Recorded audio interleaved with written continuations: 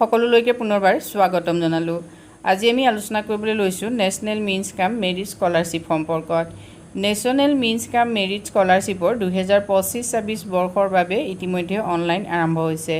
কোনে কোনে অনলাইন কৰিব পাৰিব, লগতে কি যোগ্যতা লাগিব, কেনেকৈ অনলাইন কৰিব, সেই সম্পৰ্কত সবিশেষ তথ্যখিনি তোমালোকে জানিব পাৰিবা আজি ভিডিঅ'টোৰ জৰিয়তে।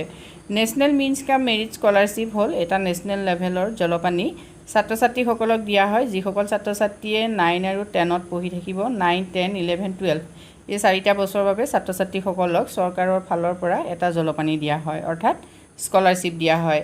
আৰু এই স্কলাৰশ্বিপটো সেইসকল ছাত্ৰ ছাত্ৰীয়েহে লাভ কৰিব যিসকল ছাত্ৰ ছাত্ৰীয়ে ইতিমধ্যে অষ্টম শ্ৰেণীত, মানে 2024 বৰ্ষত যিসকল ছাত্ৰ ছাত্ৰীয়ে অষ্টম শ্ৰেণীত পঢ়ি আছিলে আৰু যিসকল ছাত্ৰ ছাত্ৰীয়ে ইতিমধ্যে নেশ্যনেল মিনছ কাম মেৰিট স্কলাৰশ্বিপটো বাবে যিটো এণ্ট্ৰেন্স হয় সেই এণ্ট্ৰেন্সটো কমপ্লিট কৰিছে। যিসকল কোৱালিফাই হৈছে সেইসকলেহে এই স্কলাৰশ্বিপৰ বাবে আবেদন কৰিব পাৰিব।